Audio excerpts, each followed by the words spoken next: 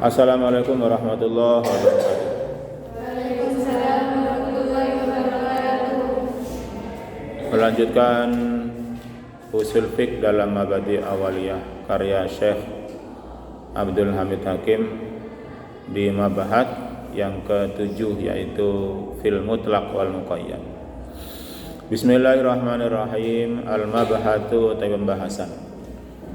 Asabi'u kang kaping 7 iku fil mutlaqi ing dalam mertelaaken lafaz kang mutlak tanpa batas. Mutlak itu tanpa qayyid. Wal muqayyadi lan lafaz kang den qayyidi. Lan lafaz kang den qayyidi berarti dibatasi. Al mutlaqu utawi kang aran lafat mutlak iku ma perkara dalla kang nuduhaken apa ma alal mahiyati ing atase makna hakikat alal mahiyati ing atase makna hakikat bila qaidin kelawan tanpa qaid siji lawan tanpa batasan siji mingkuyu diha kang tetep saking pira-pira batasane mahiyah mingkuyu diha kang tetep saking pira-pira batasane mahiyah.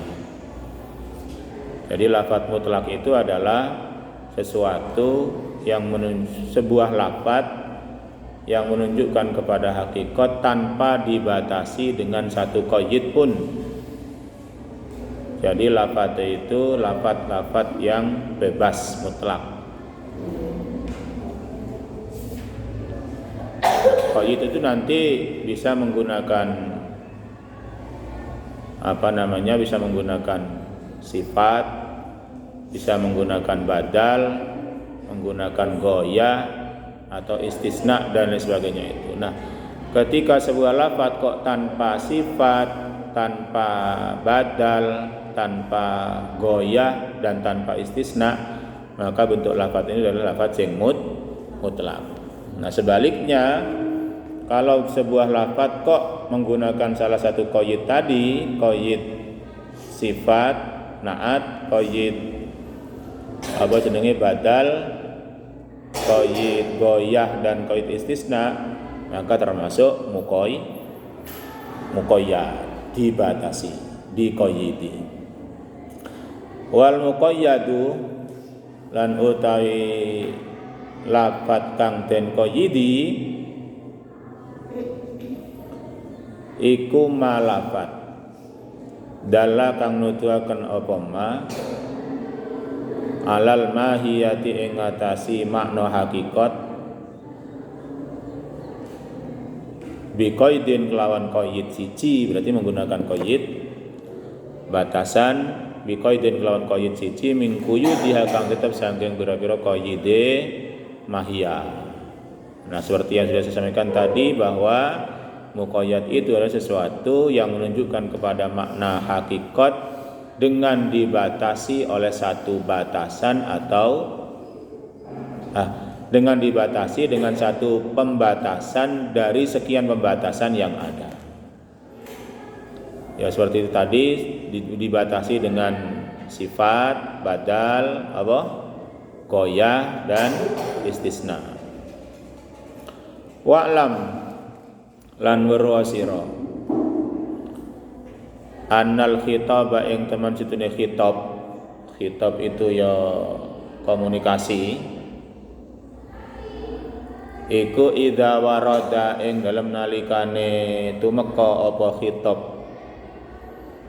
mutlakon hale kang den mutlakaken ya beka moko tetep apa khitab ala itlaqihi ing ngatasi mutlake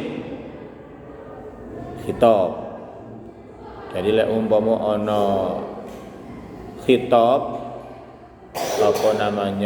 komunikasi ada penyampaian sesuatu kok menggunakan lafadz yang mutlak, maka ya ben dibiarkan dalam kemutlakan. Maka menggunakan arti mutlak tersebut dibiarkan dalam kemutlakan. Sebaliknya wa in warada lan lamun tumeka apa khitab muqayyadan hale kang den qayyidi, apa qayyid? Batasan muqayyadan hale kang den qayyidi ya beka maka tetep apa khitab ala taqyidihi ing ngatasi oleh den qayyidi khitab, ala taqyidi ngatasi oleh den qayyidi khitab atau den batasi khitab.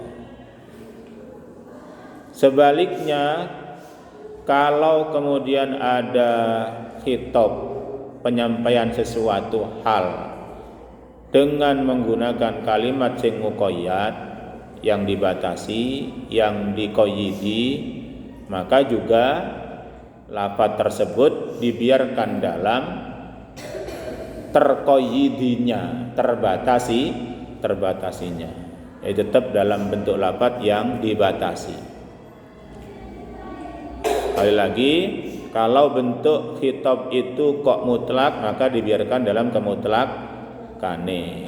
Kalau kemudian khitab itu dalam bentuk muqayyad, maka juga menggunakan pengertian dan pemaknaan yang menggunakan pembatasan tersebut atau qayyid tersebut. Nah, sekarang suatu saat diqayyidi, suatu saat mutlak. Bentuk lafadznya sama, tapi dalam redaksi yang satu mutlak, redaksi yang lain diqayyidi. Tadi kan pokok ono lafadz ya mutlak maka ben mutlak. Ono lafadz muqayyad maka ya ben muqayyad. Nah, ini ono redaksi yang sama, ono tulisan yang sama, tetapi dalam sebagian redaksi diqayyidi. Dalam sebagian redaksi yang lain tidak diqayyid atau mutlak. Maka kira-kira ya apa? Wa in warada lan lamun tumeka apa khitab mutlakon hale kang den mutlakaken. Mutlakon hale kang den mutlakaken fi maudhi'in ing dalem panggonan siji, wa muqayyadan lan hale kang den qayyidi fi maudhi'in ing dalem panggonan akhar kang weneh. Nah, dalam satu tulisan redaksi mutlak, dalam tulisan yang lain muqayyad. Yuhmalu jawab daripada in warada. Yuhmalu moko den tanggungaken atau disamakan apa al mutlaku lafat kang den mutlakaken alal muqayyadi ing ngatasi lafat kang den qayyidi. Maka lafat yang mutlak itu disamakan dengan yang muqayyad. Artinya lafat yang mutlak juga diqayyidi dengan qayyid yang dimiliki oleh lafat yang muqayyad. Contohnya sekarang. Tadi kan cuman bicara tentang pengertian, definisi dan lain sebagainya. Sekarang bentuk real dalam contoh gimana? Karraqabati koyok lafaz raqabah. Nah, raqabah. Karraqabati koyok lafaz raqabah. Kuyidat dan qayyidi apa raqabah bil imani kelawan lafaz kang mustaq saking masdar iman. Bil imani kelawan lafaz kang mustaq saking masdar iman. Jadi bukan lafaz imannya yang digunakan untuk mengqayyidi, tidak, tetapi lafaz lain yang satu mustaq dengan masdar iman. Lafaz apa itu? Mukminatin. Mukminatin itu masdarnya apa? iman. Itu namanya mustaq atau asal pengambilan lafaz tersebut.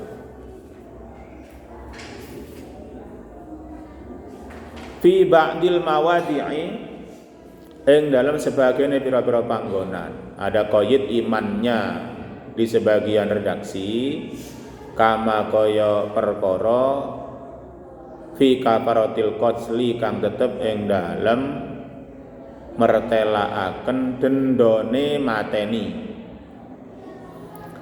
ing dalem mertelaaken dendone mateni fi qaulihi ta'ala ing dalem dawuh Allah taala fatahriru raqabatin mu'minatin moko bebasaken budak wadon mukminatin kang muslimah. Itu di insyaallah kalau enggak tafsirnya mukminatin ai muslimatin. Artinya dalam redaksi tentang kafaratil qatli denda membunuh adalah diantaranya membebaskan apa? Budak perempuan. Dikoyiti dengan kata-kata apa? Mukminatin. Nah, mukminatin itu kan sifat. Tadi kan sudah saya sebutkan di antara sekian qaid yang dimaksud dalam bab mutlak dan muqayyad di sini adalah salah satunya adalah sifat atau na'at. Dalam redaksi ini ada mukminah ya. Ada mukminah sebagai qaid. Wa utliqat lan den mutlakaken apa raqabah fil ba'di ing sebagian kang weneh. Wa utliqat lan den mutlakaken apa raqabah fil ba'di ing sebagian kang weneh. Kama kaya perkara atau contoh atau keterangan fi kafaratid dihari ing dalem mertelaaken dendone supata dihar. Supata dihar. Apa supata dihar itu? Seorang laki-laki mensumpahi istrinya bahwa haram bagi dia untuk mengumpuli sebagaimana haramnya tubuh ibunya untuk dia kumpuli. Itu namanya sumpah dihar. Jadi menyamakan punggung istri dengan punggung ibu. Contohnya kayak itu di surat Mujadalah itu loh. Apa awal ayat Mujadalah bunyinya? Mujadalah. Enggak sampai Mujadalah, masa? Itu baru juz awal kan ya? Ya enggak jauh-jauh dari Baqarah lah. Surat berapa? Surat berapa itu? Hah? 28. Juz 28. Masa? Wah, sudah ya. Sudah jauh banget ya. Nah, di Mujadalah itu menceritakan tentang perempuan yang ditolak dihar, yang disumpah dihar oleh suaminya.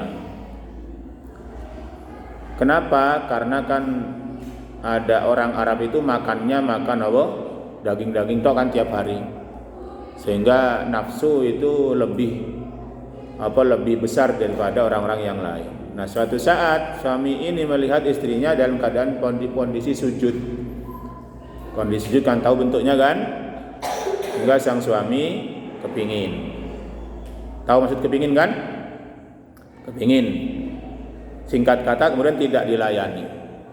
Marah kan sang suami sehingga dia mensumpahi istrinya dengan sumpah Allah dihar. Kamu haram untuk saya kumpuli sebagaimana saya haram mengkumpuli ibu saya. Selidik punya selidik dan ditanyakan kepada Nabi apa hukum daripada sumpah dihar itu. Dulu hukumnya masih tolak bain. Sekali mensumpahi istrinya dengan sumpah dihar maka tolak bain. Apa tolak bain itu? Tolak 3. Tolak 3 itu nanti mau kumpul lagi harus sang istri sudah dinikahi secara resmi, secara sah oleh suami yang lain, diceraikan, iddah selesai, baru suami yang lama bisa kembali lagi kepada istrinya tersebut. Nah, itu sesuatu yang berat bagi istri ini karena dia dia pikir kalau itu memang terjadi berarti harus dan wajib untuk berpisah. Sedangkan seorang anak ketika berpisah dari salah satu orang tuanya bareng ibu, maka kasih sayangnya ada, nafkahnya yang kurang. Kalau ngumpul dengan bapak maka nafkah ada, lengkap, terjamin, tapi kasih sayangnya yang tidak ada. Jadi resiko besar akan dialami oleh seorang anak kalau terjadi perceraian semacam itu. Maka tanya kepada Nabi, dan Nabi kemudian didebat itu. Maka mujadalah itu artinya apa? Debat, mendebat Nabi. Dan hebatnya debat dan mujadalah yang dilakukan oleh seorang istri ini dikabulkan oleh Allah. Jadi satu-satunya manusia yang kemudian mendebat Nabi dan debatnya dikabulkan oleh Allah adalah perempuan. Yang laki-laki enggak. Maka hebat kan perempuan itu. Datang kepada Nabi saya enggak terima kalau kemudian dengan dihar menjadi tolak bain. Begini. Ini harus dirubah Nabi. Akhirnya singkat kata dia pulang ke rumah sholat, berdoa kepada Allah, ya Allah mohon kemudian hukum ini dirubah. Hukum ini diganti.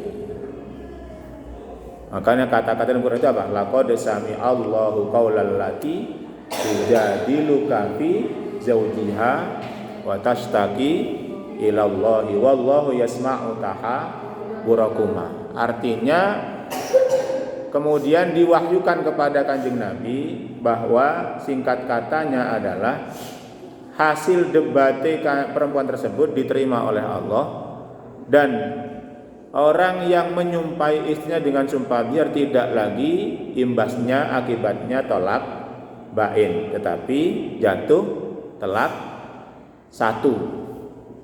Artinya talak satu apa? Ketika sudah membayar denda kafarat dihar, maka dia bisa kembali lagi kepada istrinya dengan cuman jatuh talak satu, tidak sampai tolak bain. Kemudian dipanggil lagi perempuan itu tadi oleh Kanjeng Nabi, ya Allah sudah mengabulkan permohonan kamu dalam sholat kamu tadi. Kaget kan perempuan, kok tahu saya sholat tadi ya Nabi itu ya? Berarti ini Nabi beneran. Karena dia mengetahui saya sholat, padahal sholatnya di dalam rumah yang tidak diketahui oleh seorang pun. Makanya yang benar itu adalah ketika ada problem di rumah, ada masalah di rumah, lapori kepada Allah. Jangan lapor kepada orang tua. Karena nanti umumnya sekarang kan enggak. Jadi ada masalah dengan suami, lapori kepada orang tua. Orang tua tidak bisa menyikapi amburadul. Yang benar adalah melapornya kepada Allah. Laksanakan sholat hajat, mohon kemudian Allah berikan solusi, jalan keluar atas masalah yang dialami. Itu ceritanya kafarat dihar. Fi qaulihi ta'ala, ing dalam dawuh Allah taala, fatahriru raqabatin, maka bebasaken budak wadon. Ada mukminahnya enggak ada, berarti mutlak tanpa koi. Nah, satu redaksi lafaz yang sama yaitu raqabah, tetapi dalam sebagian redaksi ditulis dengan qayyid mukminatin, yaitu dalam kafarat apa? Kafarat membunuh. Allah menfirmankan dengan fatahriru raqabatin mukminatin. Tetapi dalam redaksi yang lain Allah menyampaikan yaitu dalam kafarat dihar cuman dengan fatahriru raqabatin tanpa mukminatin. Penyebutan raqabah tanpa mukminah dalam salah satu redaksi dan penyebutan raqabatin dengan qayyid mukminatin, itu imbasnya adalah bahwa yang mutlak yaitu yang fatah raqabatin itu disamakan dengan yang muqayyad. Artinya fatahriru raqabatin tanpa mukminah tetap menggunakan qayyid apa? Mukminah. Jadi walaupun kafarat dihar tanpa mukminatin tetap yang dibebaskan siapa? Budak perempuan yang muslimah. Tidak boleh membebaskan budak perempuan yang tidak muslimah. Karena tadi yuhmalu al mutlaq alal muqayyad.